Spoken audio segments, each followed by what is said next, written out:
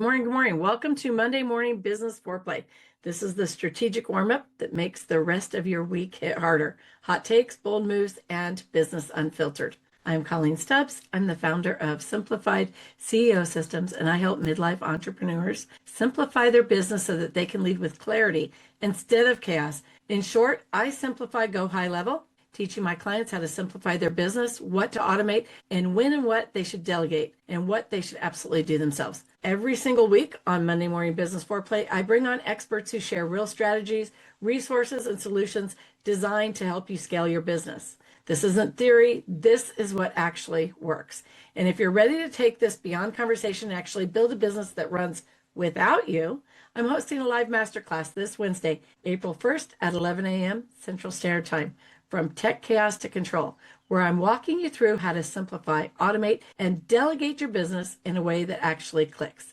Because your business should support your life, not run it. Today's guest is Gini Trask, and we are diving into how to turn one podcast episode in appearance into a predictable lead generation system. Gini's going to be sharing how to create simple aligned lead magnet and a 1-page or 5-page resource that solves one urgent problem so listeners can become qualified leads immediately. You're going to walk away with real strategy, real perspective, and probably a few uncomfortable truths because growth never happens in your comfort zone.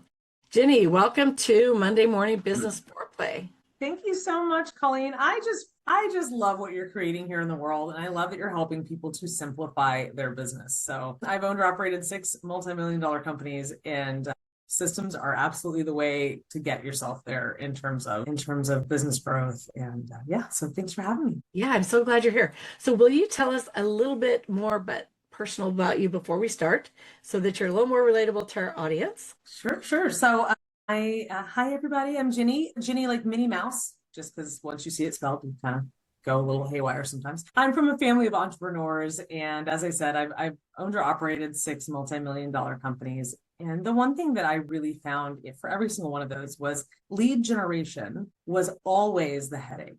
It was always the headache for me, whether I was in travel, transportation, hospitality. If we don't have leads, we can't make sales, right? And if we don't make sales, we don't have a business. I really felt that pain probably the most strongly in my very successful travel business. We were doing over $5 million a year in business, and yet it just felt like I was constantly having to drag fish into the boat, right? And then it felt like the boat was rocking. And I went to an event, saw a guy stand on stage, and he talked about speaking and how speaking could, get you marketing, leads, and sales all at once. And I thought, this is it. This is the thing.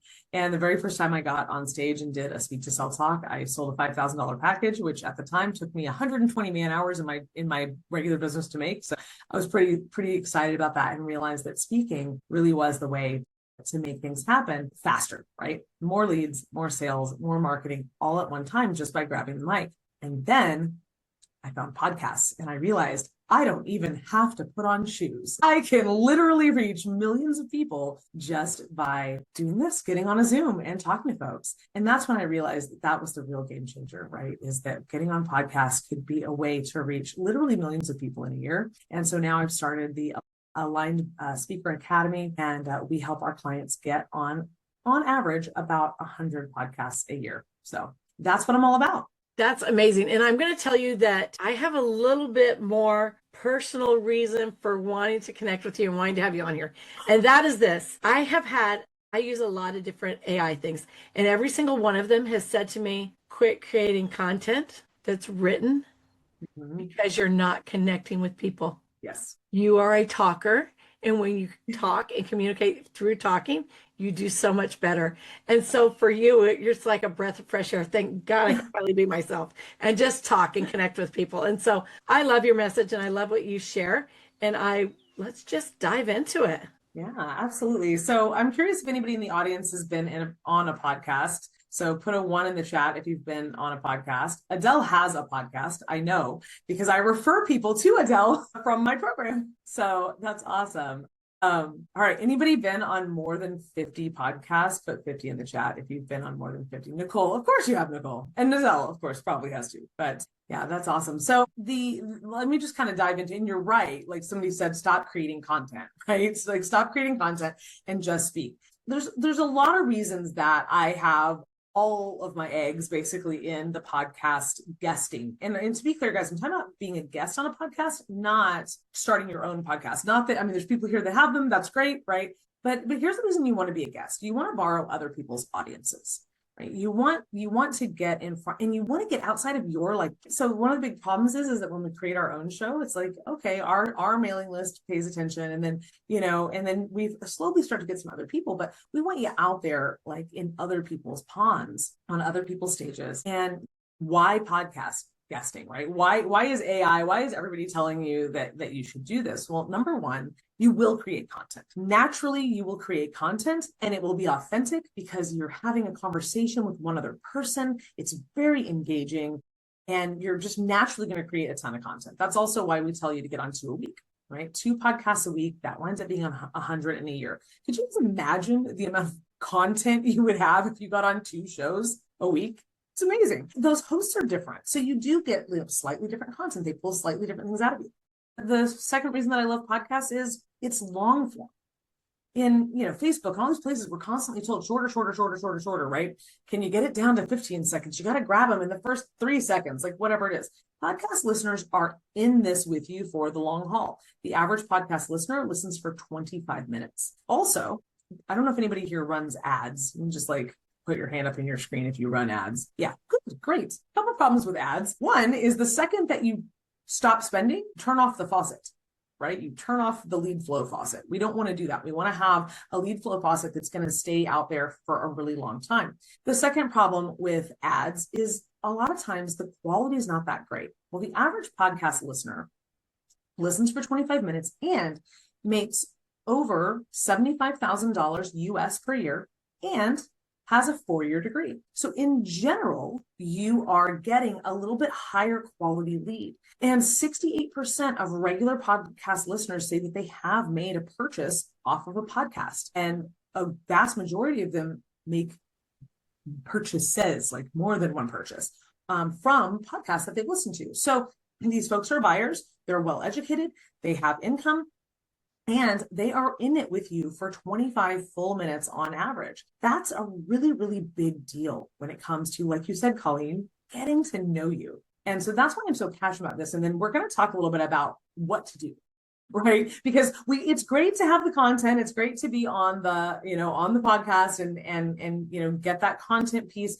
It's also a wonderful SEO builder, right? What we want are these little sound bites that link back to us, because every podcast is going to link back to you. And it's fantastic for SEO and GEO. GEO is the AI search. So we've got all that going for us, but we want like cold hard leads in our deposited into our email subscription list, right? That's what we really want. So I'm going to pause for a second and see if you have any questions, Colleen, or anything you want me to highlight before I get into the actual lead generation part of it.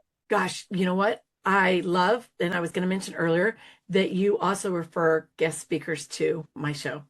I appreciate you so much for that. The quality of people is amazing.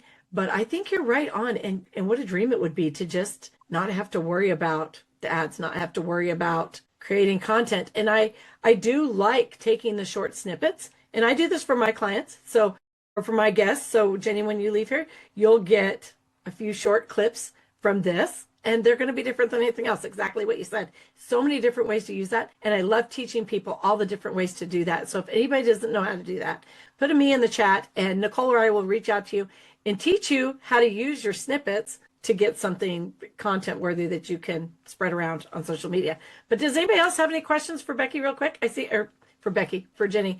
Becky does. That's what I meant to say. Go ahead, Miss Becky. So you're saying get on 50, 2 to 3 a week. And where do you find all the podcasts, first of all? And should you just get on any podcast, or should it only be certain kinds? That's actually a great question. That's a great question. So Colleen's shaking her head no. I know, I saw that. So here's why we recommend 52. I'll say this, your first 20 podcasts are just practice. Okay. So especially for those first 20, now you do want to be, the more aligned that you are with the host, typically the better conversations you have, the more you are aligned with the host, typically the more that you're aligned with the audience. There's a reason that my company is the Aligned Speaker Academy. And there's a reason. your first 20 podcasts are just practice, because what happens is the cream of your message rises to the top during those first 20 podcasts. So that's why I do actually encourage you to not overthink it too much for the first 20. Now, someone like Nicole, who's probably been on over 100 podcasts, hosted her own show for a really long time, right? Her message has risen to the top, but it's a natural process. Part of what's great about it is, with a podcast, as opposed to just what we call straight speaking, you can see the host react. You can see them be like, oh yeah, that was great.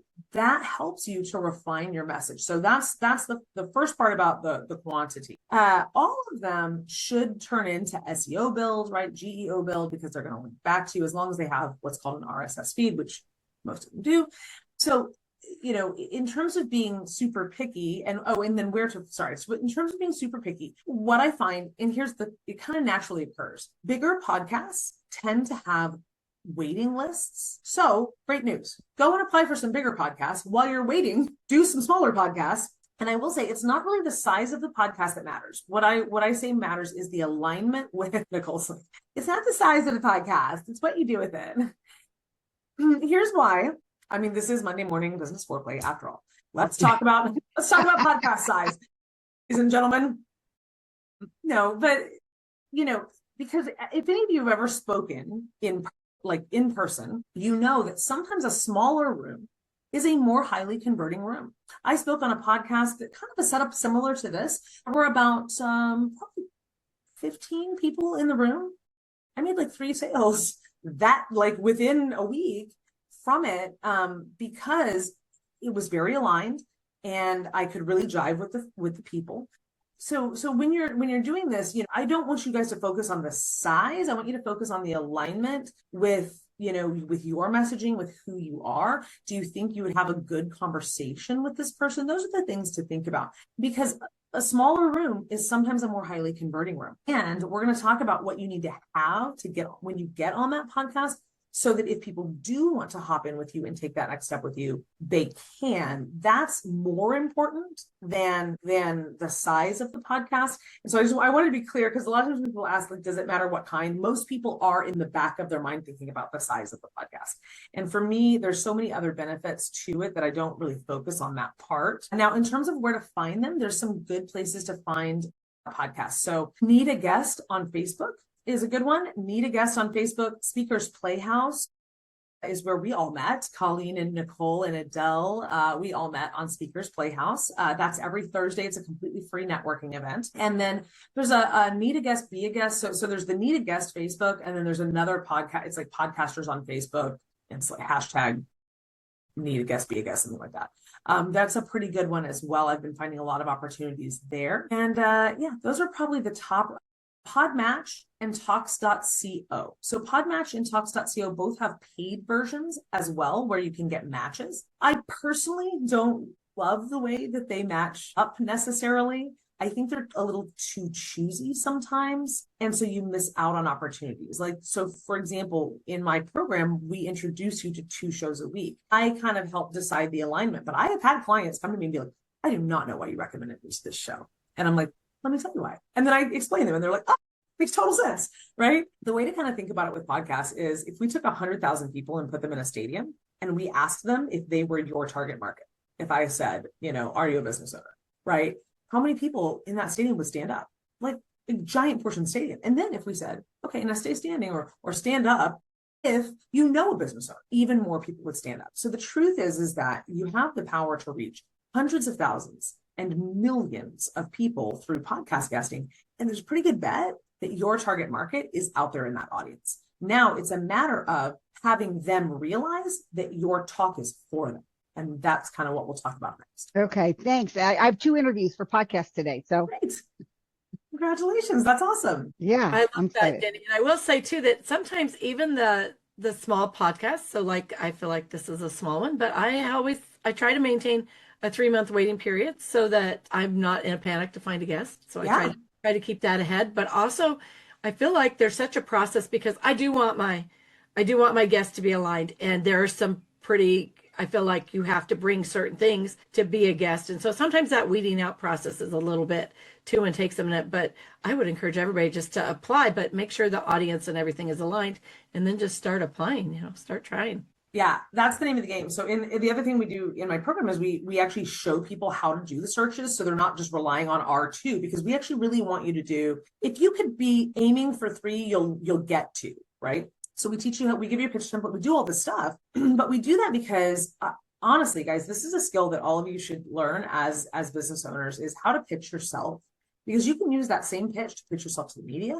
Right? You can use that same pitch to pitch yourself to paid speaking opportunities. And what I recommend is you guys just make yourself a little tracker, like make yourself a little, like a little spreadsheet, and put every single opportunity, whether they say yes or not, put them in a spreadsheet and keep track of what you've applied to, who said yes, and follow up with the ones that haven't. I teach everybody to follow up 4 times before you give up, right? So follow up 4 times before you give up. Now, the next piece of this, of course, is there's lots of people here who have been on podcasts, but maybe didn't feel that they got leads from it. Has that ever happened to anybody? You can put a 0 in the chat if you spoke, but didn't get any leads. Yeah, that happens. People come to me all the time and they're like, why would I buy your program? Because I've been on podcasts and I didn't get any leads. And I'm like, well, it's one of 3 things is why you didn't get leads. So we're going to go over those 3 things right now. And just one more little plug for podcasts. Remember how I talked about the faucet and that, like, when you turn off the ads, you turn off your faucet. With a podcast, I want you to imagine if we're trying to fill a bathtub, right, with leads, and you just turned on 1 faucet versus 100, right? So that's why I focus on 100 podcasts in a year. So you can imagine you have all these different faucets turned on. How fast would that bathtub fill up? And some of them are little tiny, like they're just dripping, and some of them are just flooding. And that's okay, because as long as those podcasts are alive, those leads are going to be out there. So what do we want to do when we get on the podcast? First and foremost, the most important thing you can have is a simple, aligned lead magnet that makes sense with your talk. So what makes a good lead magnet kind of changes with the times, but there are some things that are sort of evergreen. So if you guys go to greatleadmagnet.com, I'm going to give you a free gift, which is just, I'm going to literally show you in 5 minutes how to make a lead magnet. People get very caught up on this. And Colleen, by the way, helps you with Go High Level. Sure, she can show you how to do it. I don't have a Go High Level video, Colleen, but if the principles are the same. So when you go to that webpage, if you guys are looking at it now, if you go to greatleadmagnet.com, you're going to see there's really nothing on the page. It tells you the results that you're going to get right at the very top. And we always want to lead with our results in our lead magnet. So the very top is what you're going to get, how to create a lead magnet in less than 5 minutes. Then all I'm asking for is your name and your email. The more information we ask from people, the more what we call bounce we get. So we want to keep it simple.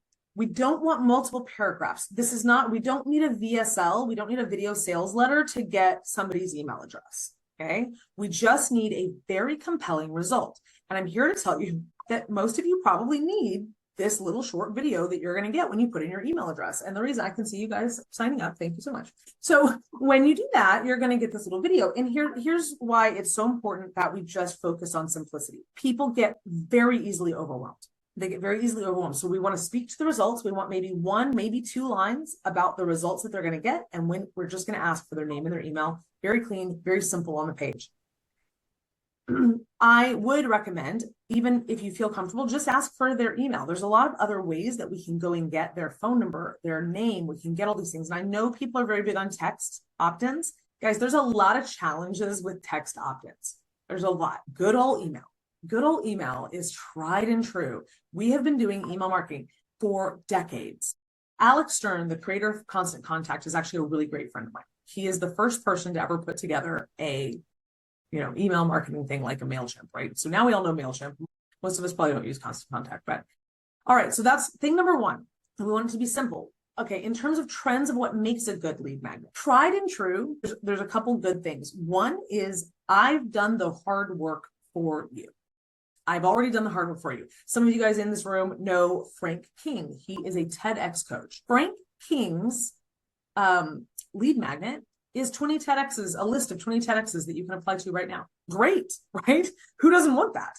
It also needs to feel like a natural piece that you need to have. The beautiful part about speaking is when people show up to your talk, they are saying yes, not only to you, but they're saying yes to making a change or moving forward in some aspect that's related to your talk. That's why they're there. So anything that you can do that helps them make that change. I will say ebooks and things like that don't do super well. Workbooks do pretty well. If you're going to do a quiz, sometimes assessments and quizzes can do well, but if you're going to do that, don't wait till the end of your assessment or quiz to get their email address.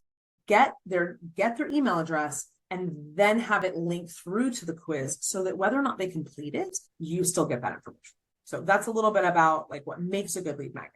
And yeah, solving one urgent problem, right? So you guys are now, I gave you where to go look for podcasts, right? But if you don't have a great lead magnet for a podcast, you might have a challenge actually getting leads out.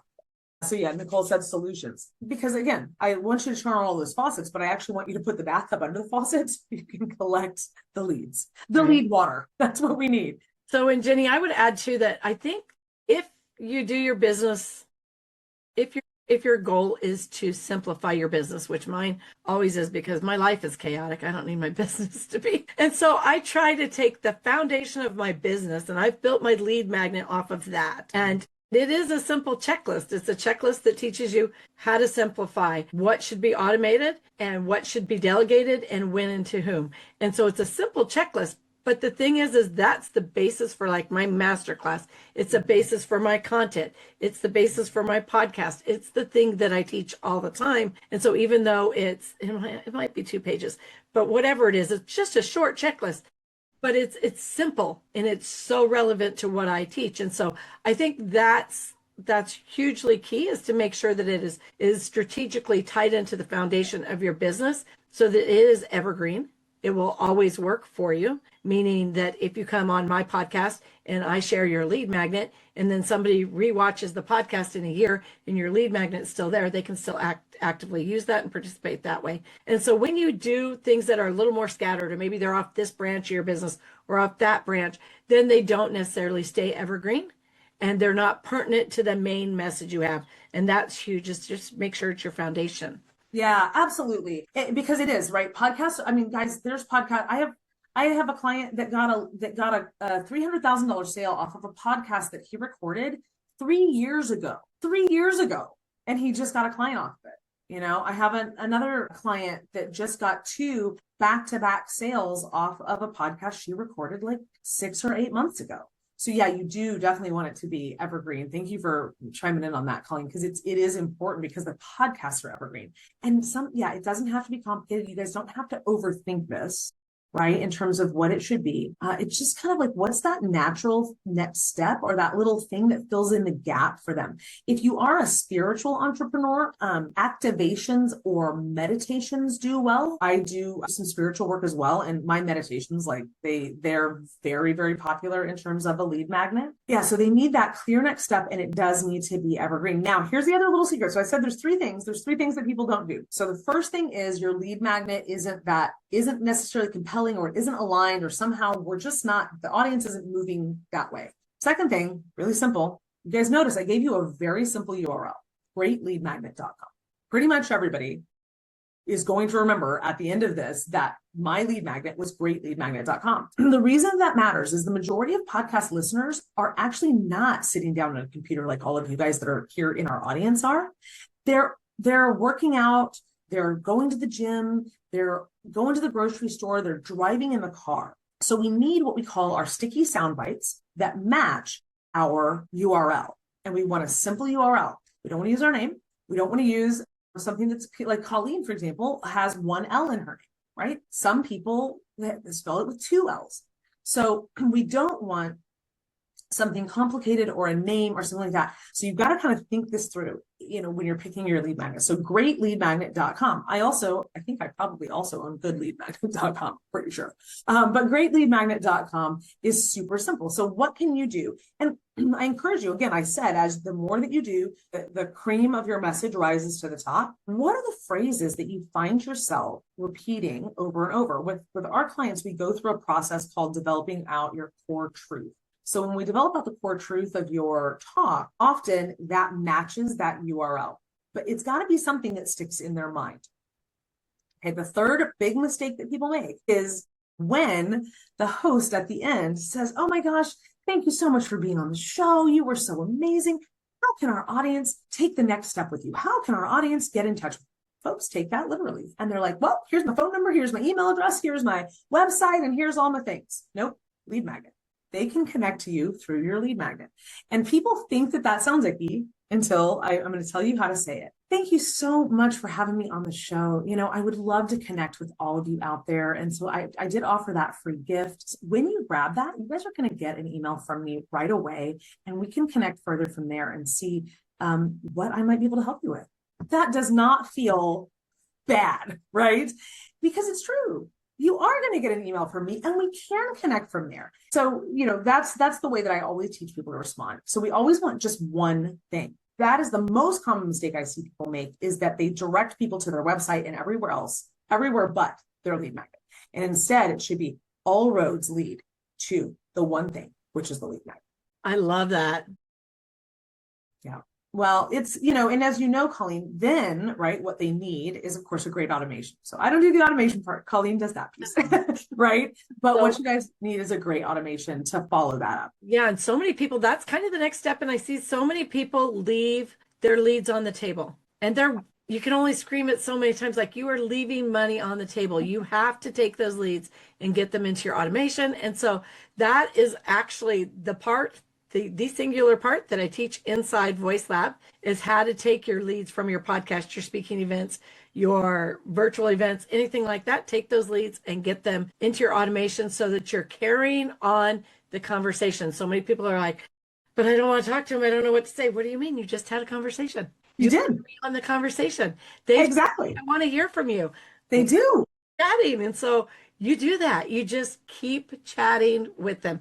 And once you've come from a podcast, especially one that's like this, that's interactive, where we open the floor up for questions, then you also have questions you can add in your automation and answer. You can say, hey, this came up, and you can answer that again in your email automation for all the guests. You can ask what resonated with them. You can ask if they have more questions. You can explain your lead magnet or walk them through it. There's so many things to do that you can just carry that conversation on. So important. Yeah, I think people do. I think they get lost in the what to do next. And you hit the nail on the head, because you said they want to hear from you. That is 1000% true, guys. We all know what's going to happen when we put our email address in. They're going to email us. If we didn't want that, we wouldn't have put our email address in. And they can always unsubscribe. But the statistics are, in general, 30% will buy right away within 30 days. Within 30 days, you're going to get 30% of people that are going to buy right away. Then you'll have another 20% will buy over the course of like the next 90. And then everyone else will trickle in over time. But only if you are continuing that thread of energy.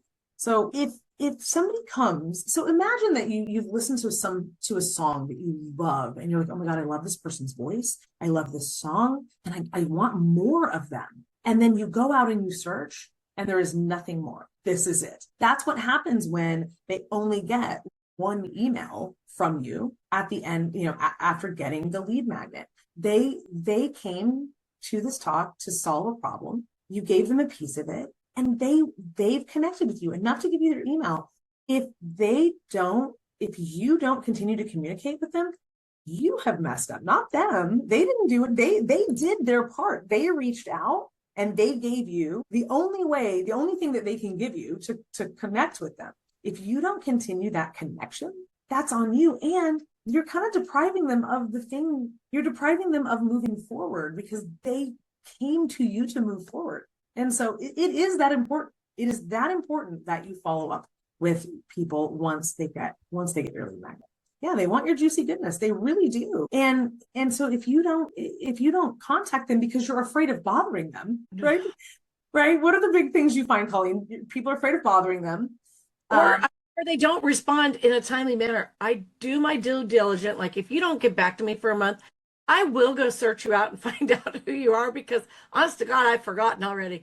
But if you respond quickly, and I don't mean in minutes, I mean within 24 hours. So you have time to go in and edit your automation a little bit to be more inclusive of what was actually spoken about in the podcast. Because honestly, sometimes we go into a podcast thinking this is a topic and this is what we're going to speak on. And then somebody comes in sideways with a question and it turns a little bit. And so you can go in, you have time to go in and edit that and personalize it a little bit more and then let the automation begin. But it's got to be a timely thing. Also, when you respond quickly, it shows that you're in control, that you are the expert in your business. You are behaving as a CEO. In order to be a successful CEO, you have to actually act like one. And so when you start doing that, it builds the habit and people expect to hear from you. When they don't hear from you, they forget. And I don't think everybody does their due diligence. I think if you wait 6 weeks, wait 4 weeks before you respond, I think people have forgotten who you are. Absolutely. Yeah, absolutely. You want to stay top of mind. And I really, I worked with a company for quite a while that they did what's called daily email.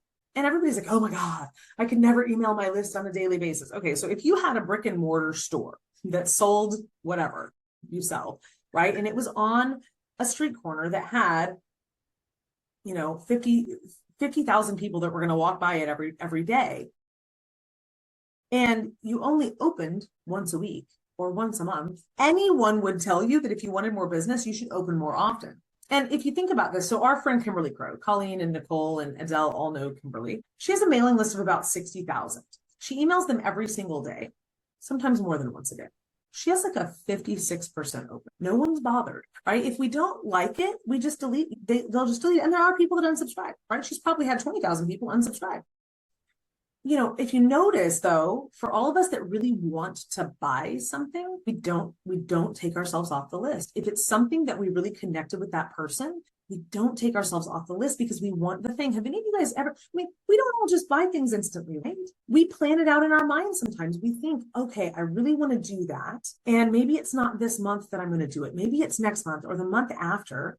And so I want to stay on this person's list because I want to remember them. I want to remember that I want to do this. And so I'm going to stay subscribed. And so you'll continue to get those emails. And then when the time is right, you'll act. But, I can't tell you how many times people get like they're 3 feet from gold, but they stop digging, right? Or they stop emailing because somebody didn't respond right away or someone isn't opening their emails, but they may be seeing them and filing it away that in their mind, I'm going to work with that person. It's just not now. I had a client, in this company that I was advising, their average client received 120 emails from them because they did daily email before they bought. And I asked a couple of the clients that I worked with. And one guy, he received 65 emails before he got on a call to make a sale. Another guy got I think it was 78 emails before he got on and made a sale, but they weren't quite ready yet, or they just needed the consistency. Guys, I'm one of those people. I've owned many multi-million-dollar companies. I normally have an accountant that pays for things for me. I'm the same way. If you send me an invoice, you better hound me about that invoice, because I'm used to just sending it off to accounting and having them pay it. It doesn't mean I don't want the thing. I do want the thing. Just busy. And I think part of the key to that is to make sure that you absolutely deliver great value in your lead magnet or whatever gets them in, because sometimes I stay on email list because the value was so great. Yes. And I'm waiting for something else that's going to resonate and tick the next box. And so I stay on these just for that. And then back to the brick and mortar. So I'm not going to say I'm the brick and mortar queen here, but 8 brick and mortar businesses later, I will say that my last brick and mortar business was in a small town of maybe 2,000 people in that town. I don't know. But in order to draw attention to my business, every single day, I rolled my 7-foot chicken out to the street. You can't even make this up, right? Like, this is Chicken Lips Boutique, LIPZ. And so every single day, I roll my little gold and black chicken that's 7 foot tall out to the street, and I chain it to the post on the sidewalk. And then I attach gold glitter balloons to it. Why do I do that? To draw attention to the fact that I'm open, because it's a small town and not everybody's open, but I want people to see that. And so every single day that we're open, you can tell from far away that we're open and make your way down the sidewalk to us, right? And then I also had dream catchers nightly rentals. And so I would attract clients that were looking usually at dusk. And so I had a sign by the street that was all lit up and had beautiful flowers on it. And it just looked warm and inviting. Always had the porch lights on all of my homes so that it looked like somewhere people wanted to go, right? And so that is so important, to make sure that your lights are on, Make sure your chicken's at the street, right? All of those things that are going to draw attention to you. I think we kicked Ginny out. We just added her. There she is. Okay. Are you back, Ginny? There she is. I'm back. I'm on two. Okay, hold on. Recording in progress. I let you in on both of your things. So as I was saying, Ginny, you probably missed is that I would drag my chicken out to the street, 7-foot chicken that my husband brought back from North Dakota in the back of his truck. So I just imagine the chaos, right? Attach my gold glitter balloons to it. So everybody from blocks away could tell that I'm open. That's the idea. You want to bring attention to yourself. My nightly rentals at Dreamcatchers. We had 5 of them, and I had a beautiful sign out front that was lit up at night, had all the flowers, looked like a home you'd want to hang out in, had the porch lights on. Why do we do this? Leaving the porch lights on is the same thing as sending the email. It's letting people know that you're open, that you're welcoming people to come in and do business. And so it's so important to make sure that your chicken's at the street or whatever that looks like for your business. And people get really caught up in what to send via email, right? And I'll just say this. You talk about a simple business, Colleen. So Angel Tussey, really good friend of mine, founder of The Author, also Media Firestorm, they would send emails every day. We just get sales calls, and all that they did was speak on podcasts, have a great lead magnet, and email their list. And they did like $1.8 million in a year just doing that, not running Facebook ads, not doing any of that, right? When I look at Kimberly gets all of her leads from speaking, right? She as an experiment just for fun ran some ads for a while, and she's like, yeah, right, wasn't really worth it. She's like, I just want to see the difference. Those people you speak, you put them you get them in your funnel, you keep emailing them, and the business can be that simple. That's how I run my business. I don't run ads. I don't do anything like that. I speak, I get leads, I make sales. It's really, really simple. And with the email piece, it doesn't have to be, guys, you guys don't have to write these big, deep value emails all the time. You can just talk about your life and something that it relates to business. I love that, Jenny. And I'll tell you that I send my newsletter each week. It starts with a section called A View from Inside. And so it's always a farm lesson I learned, because I'm very much a farm girl. It's always a farm lesson I learned. And then maybe it says, I wonder how the farmers relate to this. This is how this situation, and I relate my business and my farm life, always tie them back together, whether it's delivering sheep or growing a crop or not being prepared for a storm or an onslaught of customers, whatever that looks like. I'm always just comparing the two. But a couple of the fun emails that I love getting, my friend Billy Salmon sends them out on a regular basis saying, if you meet anybody this week, you need to meet this person. And he promotes somebody that he met that week that just really resonated with him. And I always read those because I'm such a people watcher and I want to know all about the people, right? So I always read those. And then other ones where they have an entire business model, and then a couple times a week they send a tip that is pertinent to their business. It's just a tip. Literally, it take you 10 seconds to read it, but it's just a tip and something to think about, whether it's a quote or a different way to do things or a different way to see things, but just some sort of tip like that. I love those. And so they're super simple and easy. Absolutely. Yeah. This does not have to be something that you guys labor over, right? The business model can really be this simple. Speak at least twice a week. Get on 2 stages a week. Get leads when you do that. Email those leads at least 3 times a week. And like Colleen said, one can be a meet this person, one can be a tip, and one can be a story that relates something that happened in your life to the way that you interact with clients or the way that you conduct business or the breakthroughs that happen. That's 3 emails. That's really simple. That's a really simple way to run your business. And I will say, for me, if anybody is out there and they're kind of struggling to make enough sales, the fastest, easiest and best thing to do is to go ahead and sell whatever your higher ticket option is, than to focus at that stage on selling a whole bunch of like $47 products, right? Go ahead and swing for the fences a little bit. Let's get some sales calls on the calendar for that more high price thing. And then from there, once we've got some good revenue coming in, then we can focus more on the low hanging fruit. And that's, it's different advice than you get from some of the marketing gurus out there. But the fastest path to getting money into your business bank account is to go ahead and even if you have a small amount of contacts, even if you've only got 300 people on your list or 1,000 people on your list, if you could make 10 sales, right, of your higher ticket program to those people, and the numbers can definitely work out that way, right? If you had 300 people, right, if you did a 10% conversion, right, that would be 30 people that you could book a sales call with. And out of that, if you're For the founder of a business, most founders convert at least 20%, some convert higher. So this is simple stuff. But the biggest thing is getting the lead flow in the door. So you want to have a great lead magnet. You want it to be something that is that natural next step. And you want to be sure that when you are speaking, roads lead to that lead magnet. Now, there are other little mechanisms that we can pull along the way. I have a talk formula that I do teach, to make sure that we are moving the audience forward, that you're always giving them value, and that value does tie into the action that you're asking them to take at the end. For anybody that does get the lead magnet today, I will respond to you because, like Colleen said, I actually personally respond. So when people download my lead magnet, I send them an email, like a personal email. I literally do. I write back. I'm like, thanks so much for downloading my lead magnet, and like I can do that. I have plenty of time to do that. My business is very simple. To Colleen's point, I can write an email to somebody who got my lead magnet. So for everyone here who's here physically with us right now, that's watching this and getting that lead magnet at greatleadmagnet.com, I'll also send you that formula for the Align Speak to Sell formula, just to make sure that your talk is moving folks along towards actually taking action. Nicole, great minds think alike. We both put your lead magnet in at the same exact time. That's awesome. That's great. So this has been amazing, Gini. I am so glad that I attended. I don't know where else I would be, but I'm so glad I chose to be here with you because I always feel like you're just pouring into us. And I took notes. I picked up tips, and I'm excited to continue my relationship with you, to grab your lead magnet.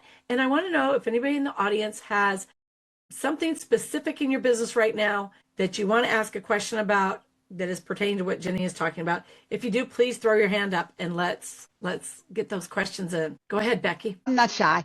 Yeah.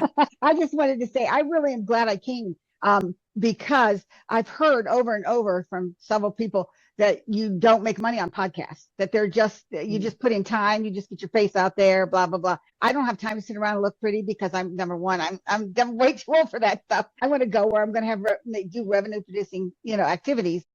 So I was holding back on that part. But after listening to this, I'm like, I have a plan because I already have the lead magnet. I already have the stuff to do the thing, the workflow set up. I'm ready to rock and roll. So I'm going after it. Thank you. I'm glad I was here today. Thanks, Colleen. Yeah, you're welcome, Becky. I would say that you should grab the replay link and share it with people who are naysayers next time, right? Yeah. Maybe you're doing something wrong or something that could be improved on so that we turn those podcasts around for you. Dr. Tina, go ahead. You're muted, my dear. I want to know how you'd modify that, or whether you would. We can hardly hear you, Tina. Can you turn your volume up, maybe, please? We can't hear you at all now. Yeah, you were really quiet before, but now it looks like you're actually muted. Do you want to type it in the chat, and we can try to type it in the chat, and we'll come right back to that. Yeah. Gerald, why don't you go ahead while we're waiting for her question? Right. So, hi guys, my name is Gerald. I am the owner, founder of DoSoMuch.com. It's basically a virtual staffing agency. And I just want to ask, so I started doing this not too long ago, just like a month, but I got lucky. And my first 2-3 clients, I think was more of a podcast as well. Although I wasn't the host or anything, there was just more of like an introduction to of thing. But now I want it more to be kind of like a predictable result compared to just luck, right? So one of the reasons why I joined this group, because I wanted to see if there's something for me, if I'll be the one doing the podcast, but I don't know if there's like a type of thing that I should do in order to encourage people to maybe, so to get like virtual assistants to help them with their company. Yeah, can you enlighten me a little bit of that? Is there a specific type of I know about lead magnet. That's what I'm currently doing. And again, I think I just got lucky about that lead magnet that I have. And also the funnels, everything was okay. I have the JHL set up, but I want to see more of I think it would be better to network with people directly to my niche compared to expending more energy towards for example, just an example, I run Facebook ads a little bit, but not really good about results, but I got more results when it was podcast people talking, introduction, networking. Yeah. So first, to answer the first part of the question was, should you start your own podcast or be on others? I recommend that you get on at least 50 podcasts before you decide to start your own. Starting a podcast it's a business all into itself. Nicole and Colleen can tell you, like, it's basically starting another business. It needs leads, it needs all the things. So I would recommend that you get on like 50 others before you decide to start your own. Now, if you still have the bug after that, then clearly this is something that you really want to do, and that's a bug that you need to do that. Okay, what is your lead magnet? So, sorry, are you asking me, right? Yeah, right now, people like business owners, basically, that's why we're currently training execs, people in general, like even trainers, lawn owners, or doing LinkedIn, chiropractors as well. With my 3 first clients, I got lucky because they referred 3 right away. It was chiropractor, 1 salon owner, and then the other one is, I think he's doing a little bit of like marketing on the side, sales trainer, something, but they're all referral from the same podcast that I attended. That's awesome. So that's awesome. Yeah. So what I would say is, the more that you Mhm. really speak to your target market in your talk, so we can refer back to them and say, refer back to that target market. Mention the clients that you work with, right? Okay. Mention the types of clients that you've been helping and the types of things that you've been helping them with. And then you want to be sure that whatever that lead magnet that you give is, that it's filling some sort of gap for them. So for example, it could be, what are the top interview questions that they should ask a virtual assistant before they hire them, right? Or if they're going to work with a company, what are the top 5 questions they should ask that company, right? Those would be some good options for a lead magnet for someone. That's a good one. Yeah. Yeah. That's a good one. Really good one. Okay. So recently I had like a ton of success. Client reached out to me, get me a recommendation on LinkedIn as well. She's about to, and then she messaged me, should that put like a content or something that should be put? Yeah. So one thing you can do is, and then I know we're going to go to Tina. We got like 3 other questions, so we're going to wrap this one up. But Okay. what I would recommend is, you always want to have client stories. Like I told you guys about a client that just did a $300,000 sale off a podcast recorded 3 years ago. I told you about another client who just made 2 back-to-back sales off a podcast, right? So you can always tie in those results. Every time you speak, you should always be speaking about your client results in addition to your content. And then Got that can it. tie. All right. I see We're gonna go Adele to next. Tina, actually. Oh, who is it? Yeah, Tina next? go to Tina next. She's ready now. Okay. All Got right. it. Can you guys hear me now? Yes. Yeah. Oh, good. So my question was, I have a new podcast, and I'm wondering if your advice with regards to the ask or the, how to connect with me. Like I was thinking about creating ads for my podcast, to generate my business, to help me with my business. Would it also be a lead magnet, or can it vary, or what would you advise if you had your own podcast? So since you have your own, I mean, and these ladies can give you their experience as well. Yeah, I would still be doing lead capture. One of the biggest challenges that people have that start podcasts is actually converting their audience from listeners to subscribers, mailing list subscribers. They may be out there listening. They could have hundreds of thousands of listeners, but they're not converting. So yeah, running an ad of your own, right, midway through your talk can be good, and sending them through that lead magnet is a great idea. Again, the more evergreen, like Colleen said, that it is, right, because somebody may listen to that podcast episode 2 years from now. So I do recommend that whatever you run, and you can have multiples, right, since you kind of have the ad space, but I wouldn't recommend running more than 1 on an episode. We always want to be pushing the audience to take 1 single action at a time. A confused mind doesn't buy, and a confused mind doesn't take action. So what I wouldn't do, Tina, is have like 10 different offers on 1 episode. I would focus that 1 episode on creating an offer. So for example, and it could tie into the person even, right? But Colleen, like, she has a masterclass that's coming up. That's the thing that she's been promoting. It's coming up on April 1st, I believe, right? Yep. And so everything that Colleen says in this episode should be leading people to that masterclass. That would be my recommendation, Tina, is just per episode, just focus on them taking 1 action with you. Because there's also another action that they may take with the person who you're hosting. So that's 2 actions right there. We don't want to give them any more than that. Thank you. Now, do you guys want to go to Adele? Yes, we do. Adele, welcome. Thank you. Is it unmuted? Okay. So thank you for everyone who you've sent to me. And I just want to say, going forward with my podcast, I'm going to take all these notes today and really change things up, because I've been flying by the seat of my pants. Right? But I think the biggest thing was it's a separate business. I've been going, well, whatever, like this is my business and I have an offshoot of the podcast. Yeah. It's a right? business. It's a micro, and for some people, it's a very big business. I mean, for some people, it's the dominant, it kind of even dominates over their own business. And you have to look at that, right? You have to say, how much space do I want this to take up? One of the reasons that hosts like me is that hosts enjoy working with me is that I do send them qualified guests and the guests are really good. And so it does take some burden off of them of looking for guests, or even then, a lot of podcast hosts get pitched all the time. But when you have someone that you trust to send you good guests, it's like you don't have to worry about that avalanche of pitches. But yeah, you definitely want to pay attention to how much time are you spending? Yeah.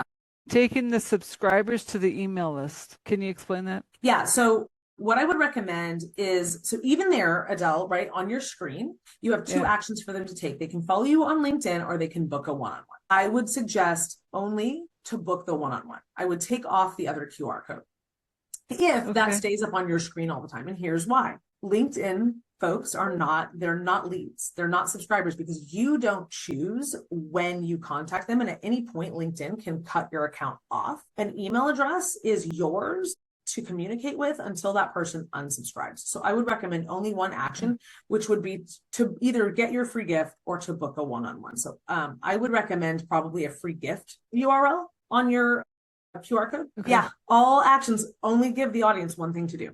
And I will just add to that too, Adele, that when you get your leads, you should be able to download them to a CSV. And also when you're booking your podcast, if it's held on Zoom, this is the only platform I know, you can have all of your attendees register, which gives you their email list. And then you can take that as a CSV and upload it into your automations. Go ahead, Miss Lynn, my favorite Miss Lynn.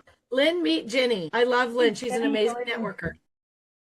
Jenny, I just want to take a little different angle on this for a minute. I want to speak from somebody's angle who would be listening to the podcast or participating in the podcast. I think there's two things that maybe you can help people with because I think they're very important. One is I will tune out immediately if the guest is speaking in a monotone voice the whole time and it's so boring. I just think to myself, I'm going to pull my eyeballs out having to listen to this for 45 minutes or an hour. So I think they need to learn to change the inflection of their voice, talk more like they would normally. Many of them talk like they're a hostage. It's horrible. I think that's always important from the perspective of somebody listening. You don't want them tuning out for those reasons. And the second thing is, I think that many times when I've been a guest on a podcast, they've asked me to come up with a title. And I think that if what you're doing, and no offense to anybody, but if what you're doing is a boring area of business, let's just say it's marketing, and people say, I've heard they can't, if they give a boring title, because they usually ask you to present them with a title, if they give them a very boring title, people are going to pass and not even listen to the podcast. So I think that title could be very important in dragging them in to make them listen to begin with. And I think those are two things that a lot of people who are guests don't even think about. Totally true. So and that's one of the big things. So in the program that I run, we do speaker coaching twice a week because it's important. Here's what's happening that you're probably seeing happen, Lynn, is because they can get away with it. Right now, these are not notes for this show. These are notes of things I have to do, right? But I could take this little sticky note and I could stick it right up here next to the screen and I could read. And a lot of people do. And the number one thing that I do first come into my class is I'm like, I can tell that you're reading. Stop. You know your content, folks. All of you do.